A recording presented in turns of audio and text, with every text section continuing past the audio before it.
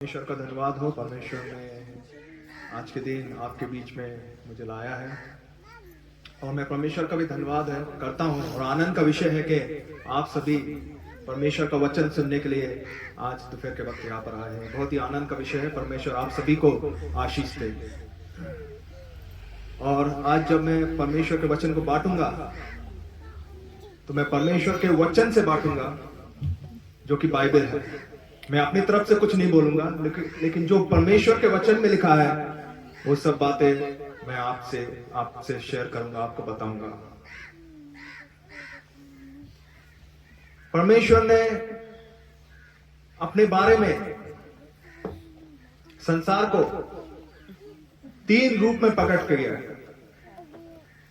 कितने रूप में? In 3 ways God revealed himself।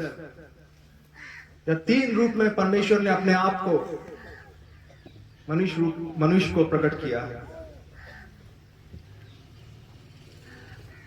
पहला सामान्य रूप, जिसको सब लोग जान सकते हैं कि परमेश्वर है। नंगी आंखों से हम जान सकते हैं कि परमेश्वर है। इसको जो कुछ दिखता है उसको बनाने वाला है, सृष्टिकर्ता परमेश्वर है। इसको कोई नकार नहीं सकता। और जो नकारता है उसको परमेश्वर कहता है उसके वचन में वह मूर्ख है। आइए परमेश्वर के वचन में देखेंगे। जिनके पास बाइबल है वो वचन को देखें और जिनके पास नहीं है वो वचन को सुने। मैं आपका ध्यान भजन संगीता उसका 14वां अध्याय, भजन संगीता पुराने नियम में उसका 14वां अध्याय में क्या लिखा है परमेश्वर ने। जो परमेश्वर को नकारता है, जब समान रूप से परमेश्वर ने अपने आप को प्रकट कर दिया है, परमेश्वर को हम देख सकते हैं कि इसको बनाने वाला, सृष्टि को बनाने वाला परमेश्वर है। और उसके बाद जब वो नकारता है तो परमेश्वर का वचन कहता है कि वो मूर्ख है। 14 का पहला वचन, मूर्ख ने अपने मन विच आख्या है भई परमेश्वर है ही नहीं। ਉਹ ਵਿਗੜ ਗਏ ਹਨ, ਉਹਨਾਂ ਨੇ ਘਿਨੌਣੇ ਕੰਮ ਕੀਤੇ ਹਨ, ਭਲਾ ਕਰਨ ਵਾਲਾ ਕੋਈ ਨਹੀਂ।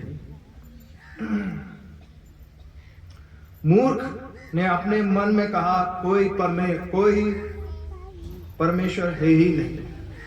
जब परमेश्वर ने अपने आप को सामान्य रूप में, सृष्टि के रूप में प्रकट कर दिया है, और जब कोई ये नकारे कि परमेश्वर नहीं है, ऐसे लोग हैं जो मानते कि परमेश्वर नहीं है, उसको परमेश्वर क्या कहता है? मूर्ख है। लेकिन लोग इस बात को समझ जाते हैं, जब इस सृष्टि को देखते हैं तो समझते हैं कि परमेश्वर है, इसको बनाने वाला है और इसका बनाने वाला बहुत ही शक्तिशाली है।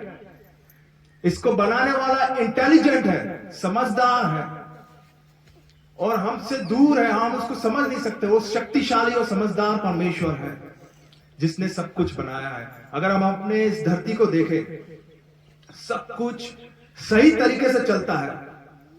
अगर इसमें एक छोटी भी चीज ऊपर नीचे होगा तो हमारा पूरा मौसम बदल जाएगा।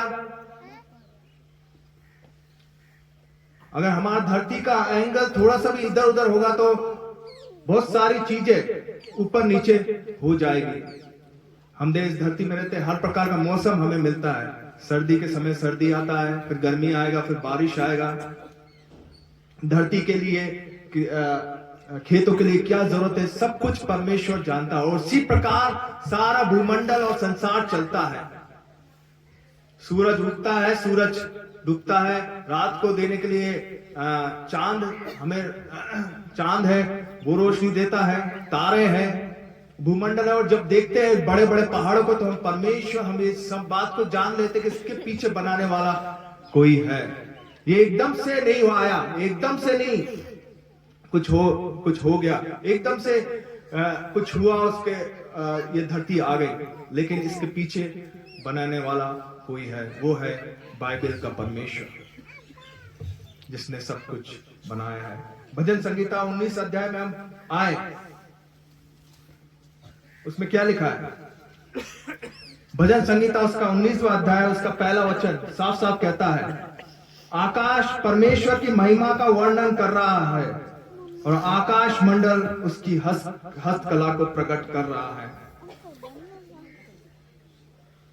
आकाश परमेश्वर की महिमा का वर्णन कर रहा है। आकाश कितना बड़ा है, अपनी छोटी आंखों से, मनुष्य अपनी छोटी आंखों से नहीं देख सकता। ये दूर तक फैला हुआ है। और भजनकार कहता है, आकाश परमेश्वर की महिमा का वर्णन कर रहा है और आकाश मंडल उसकी हस्तकला को प्रकट कर रहा है। ये सृष्टि परमेश्वर की महिमा करती है। ये सृष्टि हमें याद दिलाती है कि परमेश्वर है, सृष्टि को बनाने वाला परमेश्वर है। और परमेश्वर का वचन याद दिलाता है कि सृष्टि को बनाने वाला परमेश्वर बाइबल का परमेश्वर है।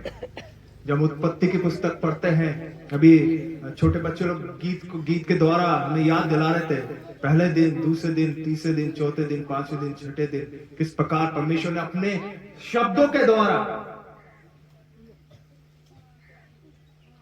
इस संसार की सृष्टि की। वो उससे पहले था, अनंत काल से था,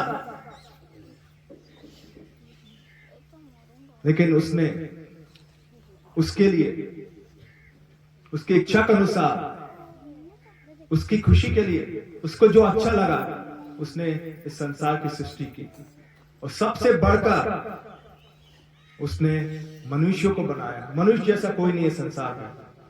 परमेश्वर ने सब कुछ बनाया, सब कुछ देखते हैं, जानवरों को बनाया, पेड़ पौधों को बनाया, लेकिन सबसे बढ़कर उसने मनुष्य की सृष्टि की। परमेश्वर का वचन कहता है, उसको हम पढ़ेंगे, पहला उत्पत्ति का पहला अध्याय,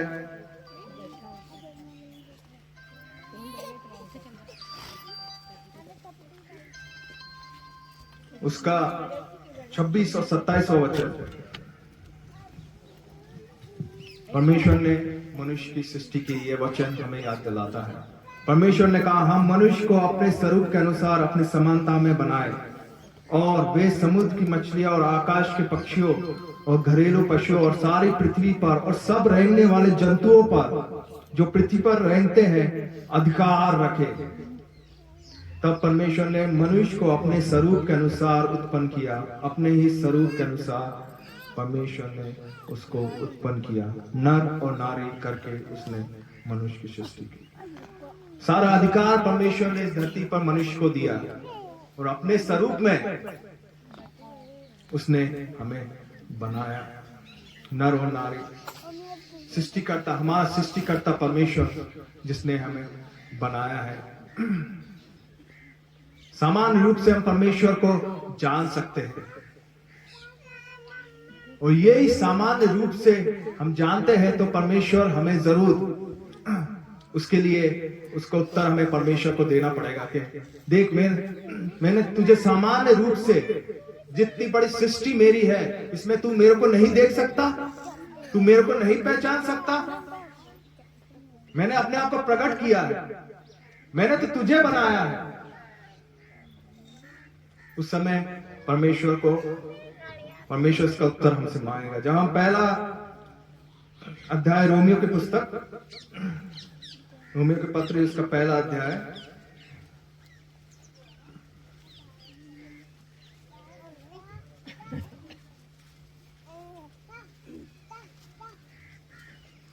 उसका 20वां वचन हम पढ़े तो, पहला अध्याय रोमियो के पत्री, उसका पहला अध्याय और 20वां वचन। क्योंकि जगत ਦੇ ਉਤਪਤ ਹੋਣ ਤੋਂ ਉਹਦਾ ਅਣਡਿੱਠ ਸੁਭਾਅ ਅਰਥਾਤ ਉਹਦੀ ਅਨਾਦਿ ਸਮਰੱਥਾ ਅਤੇ ਈਸ਼ਵਰਤਾਈ ਉਹਦੀ ਰਚਨਾ ਤੋਂ ਚੰਗੀ ਤਰ੍ਹਾਂ ਦਿਸ ਪੈਂਦੀ ਹੈ। ਇਸ ਕਰਕੇ ਉਹਨਾਂ ਦੇ ਲਈ ਕੋਈ ਉਜ਼ਰ नहीं।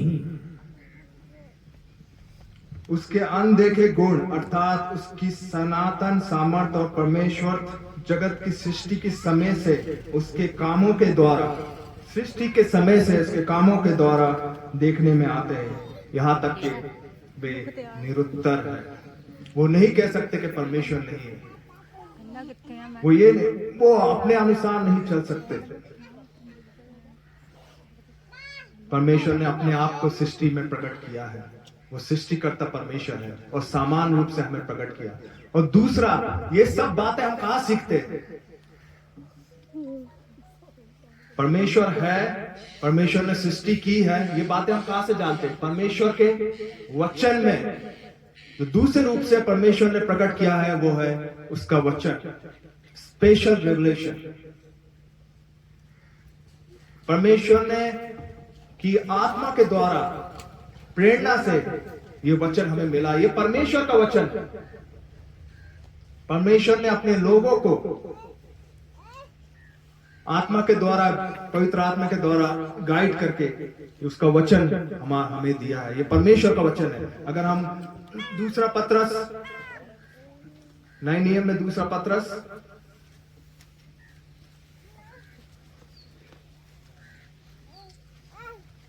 पहला अध्याय और 21वां वचन क्या कहता है? ਕਿਉਂਕਿ ਕੋਈ ਅਗੰਮ ਪਾਕ ਮਨੁੱਖ ਦੀ ਇੱਛਾ ਤੋਂ ਕਦੇ ਨਹੀਂ ਆਇਆ, ਸਗੋਂ ਮਨੁੱਖ ਪਵਿੱਤਰ ਆਤਮਾ ਦੇ ਉਪਵਾਸਨ ਨਾਲ परमेश्वर ਦੀ ਵੱਲੋਂ ਬੋਲਦੇ ਸਨ। तो यहां पर क्या लिखा है? क्योंकि कोई भी भविष्यवाणी मनुष्य की इच्छा से कभी नहीं हुई। परमेश्वर का वचन कहता है कोई भी भविष्यवाणी, कोई भी बात इस वचन में, बाइबल में लिखी हुई मनुष्य की इच्छा से कभी नहीं हुई, पर भक्त जन, परमेश्वर के दास जिन्होंने वचन लिखे हैं, पर भक्त जन पवित्र आत्मा के द्वारा, परमेश्वर जो चाहता था लिखवाना, परमेश्वर देख रहा था और उसके द्वारा, उसकी मदद के द्वारा और इसकी इच्छा के अनुसार उभारे जाकर परमेश्वर की ओर से बोलते थे। और परमेश्वर का वचन उन्हीं के द्वारा परमेश्वर ने हमें दिया है। और साथ ही साथ पहला तिमोथी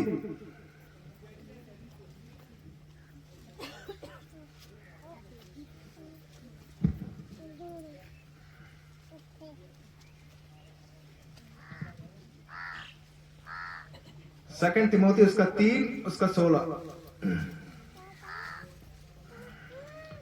ਸਾਰੀ ਲਿਖਤ ਪਰਮੇਸ਼ਰ ਦੇ ਆਤਮਾ ਤੋਂ ਹੈ ਅਤੇ ਸਿੱਖਿਆ, ਤਾੜਨ, ਸੁਧਾਰਨ ਅਤੇ ਧਰਮ ਦੇ ਗਿਝਾਉਣ ਲਈ ਗੁਣਕਾਰ ਹੈ।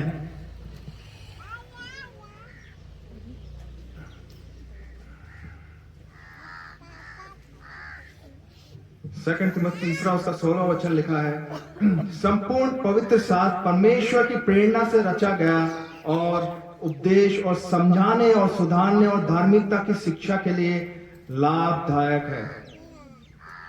संपूर्ण पवित्र शास्त्र परमेश्वर की प्रेरणा से रचा गया, परमेश्वर का वचन है। दूसरा, एक पहली बात मैंने आपको याद दिलाया, सामान्य रूप से परमेश्वर ने हमें प्रकट किया। कोई उस बात को इनकार नहीं कर सकता कि परमेश्वर ने सब कुछ बनाया है और परमेश्वर है। और दूसरा बात, सब कुछ परमेश्वर ने अपने वचन में प्रकट किया है और ये परमेश्वर का वचन है।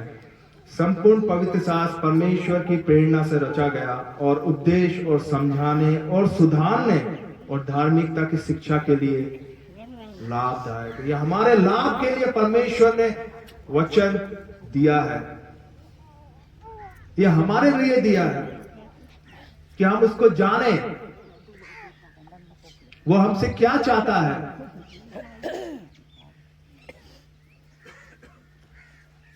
और हम किस ओर जाए।